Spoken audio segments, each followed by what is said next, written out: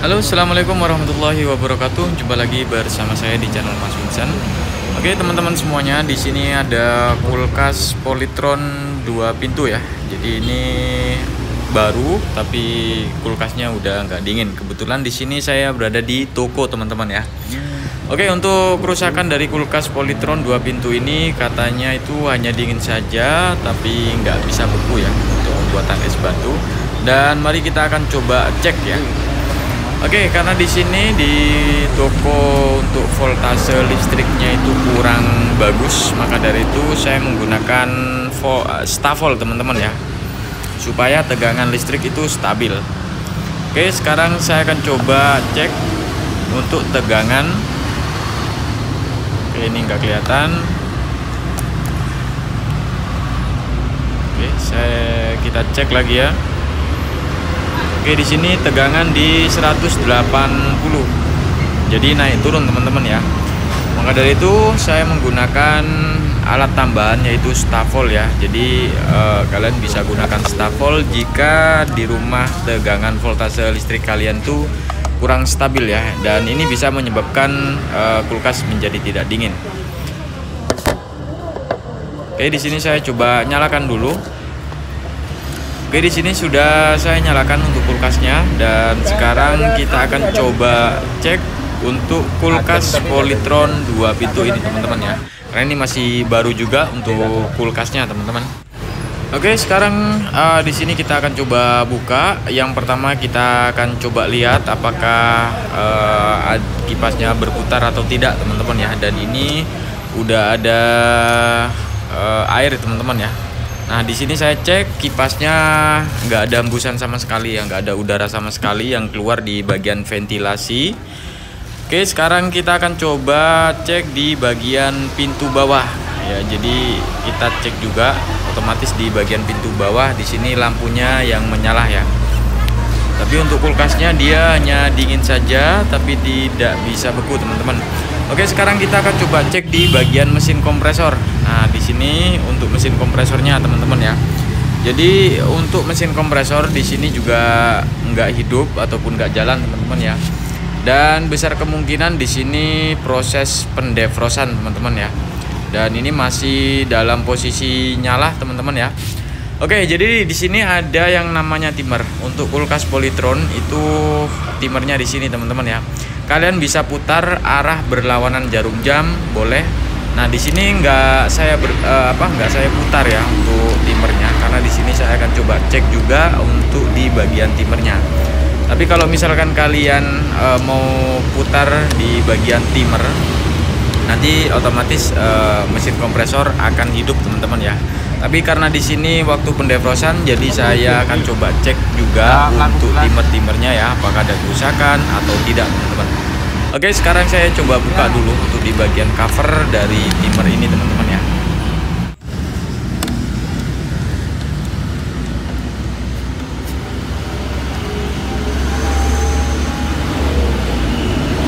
Oke, jadi untuk semua baut di sini sudah kebuka ya. Nah, di sini untuk letak timernya. Jadi untuk letak timer kulkas Polytron 2 pintu ada di bagian bawah. Dan di sini timer ini menggunakan timer 1/3 teman-teman ya. Oke, karena di sini kita akan coba cek di bagian timer. Kita akan coba lepas dulu untuk di bagian timernya. Baut timer di sini ada 2. Jadi di sini kita akan coba lepas. Nanti kita akan coba cek apakah gear dari timer ini berputar atau tidak teman-teman ya. Oke, sudah selesai untuk untuk bautnya teman-teman ya. Oke, jadi sekarang kita akan coba lihat di bagian rotor. Nah, di sini nggak kelihatan ya untuk rotornya karena udah dilem gitu. Oke, tapi di sini saya pegang itu masih ada getaran ya. Ada getaran. Kemudian jika teman-teman mau cek ya di pin 1 dan 3, kita akan coba cek apakah setrum masuk ke bagian timer ini teman-teman ya. Jadi cara ngeceknya itu seperti ini. Saya coba pakai tang ampere teman-teman ya. Jadi kita akan coba cek di 1 dan nomor 3 teman-teman ya. Oke, di sini kita tancapkan dulu untuk di nomor 1 dan juga 3. Oke, di sini untuk tegangan sudah nyala ya, sudah masuk. Berarti di sini timernya berputar ya. Oke, jadi di sini saya akan coba menggunakan flash ya. Apakah kelihatan rotornya berputar atau tidak? Nah, kemarin ada juga yang bertanya teman-teman ya mengenai timer itu bunyinya itu kasar. Tapi rata-rata kalau kasar tuh kurang normal teman-teman ya. Ada pengalaman juga saya waktu itu. Oke, sekarang saya akan coba menggunakan flash dulu. Siapa tahu untuk rotor dari timer ini masih berputar atau tidak teman-teman ya.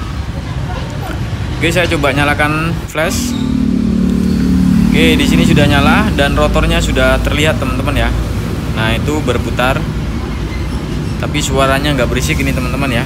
Jadi timernya bagus dan karena ini ya masih baru ya, masih baru 1 minggu. Oke, kemudian di sini untuk mesin kompresor sudah nyala teman-teman ya. Jadi timernya udah selesai proses pendefrosan. Jadi untuk mesin kompresor ini sudah jalan. Dan sekarang kita akan coba cek di bagian freshernya apakah kipas ini berputar atau tidak. Nah, di sini saya cek kembali untuk kipasnya nggak berputar meskipun mesin kompresor ini sudah berjalan teman-teman. Dan untuk bodi kulkas di sini sudah mulai panas. Ya. Artinya di sini kipas ini mati teman-teman ya. Nanti kita akan coba cek apakah kipasnya mati atau macet atau ada hal yang lainnya teman-teman ya. Dan di sini kita akan coba bongkar ya untuk di bagian freshernya. Nanti kita akan coba lepas dulu untuk baut-bautnya teman-teman. Oke, di sini kita lepas dulu untuk di bagian pembuatan es batu yang kecil-kecil ya.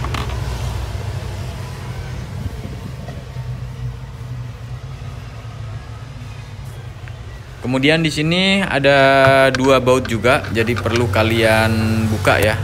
Nanti setelah kita buka, baru kita bisa buka di bagian cover dari freshernya teman-teman ya.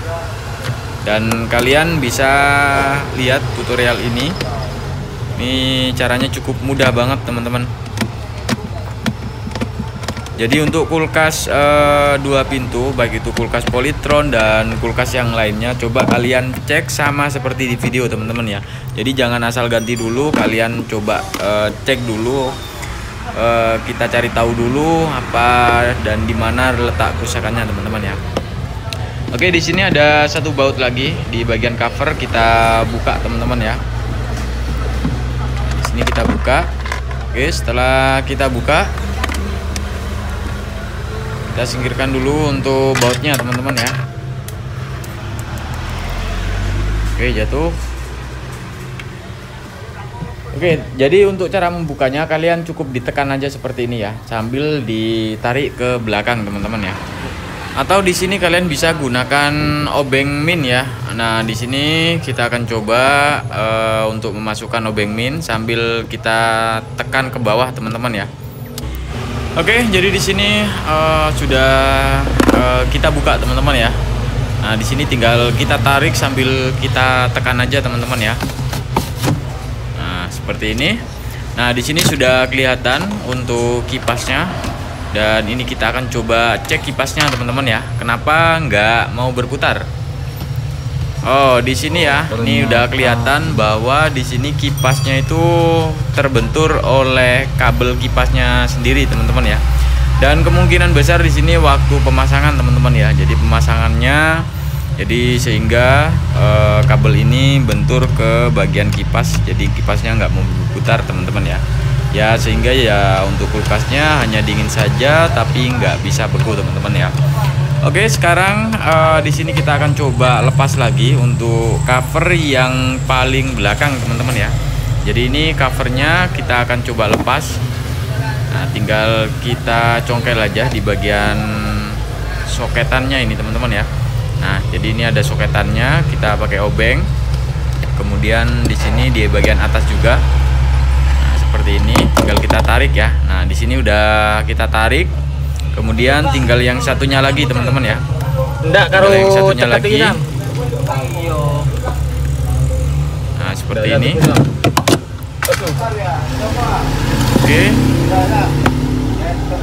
Nah, jadi kabel ini teman-teman ya. Jadi kabel ini yang tadinya kebentur oleh kipas teman-teman ya. Oke, sekarang kita akan coba pinggirkan dulu untuk di bagian kabelnya teman-teman ya. Kita pinggirkan. Biasanya di sini untuk kabelnya ya panjang teman-teman ya dan cukup rapi. Oke, kebetulan di sini saya sudah membuka di bagian cover belakang. Jadi di sini kalian bisa simak teman-teman ya. Jadi ada beberapa penyebab masalah kulkas 2 pintu itu tidak dingin ya. Dingin tapi nggak bisa beku. Kemudian ada pengeblokan bunga es ya. Nah, kalau misalkan terjadi pengeblokan bunga es itu bisa disebabkan karena kipas yang nggak berputar kayak seperti tadi. Kemudian di bagian sensor defrost, kemudian fuse juga kalian bisa cek, kemudian heater juga kalian cek, kemudian saluran pembuangan juga kalian cek. Nah, karena di sini letak permasalahannya ada di bagian kipas yang nggak berputar. Jadi di sini nggak perlu kalian ganti yang namanya sensor defrost ya, karena ini masih baru juga untuk kulkasnya teman-teman ya. Oke, dan jangan lupa juga untuk di bagian saluran pembuangan itu harus lancar teman-teman ya. Kalau nggak lancar nanti ada pengeblokan bunga es teman-teman ya. Oke, karena di sini nggak ada masalah di bagian sensor defrost, kemudian di bagian fuse, heater, karena di sini juga masih baru. Karena ya di sini hanya kabel saja teman-teman ya yang bermasalah, sehingga untuk kipasnya di sini nggak mau berputar. Oke, sekarang saya akan coba pasang kembali untuk cover yang di bagian belakang sendiri ya.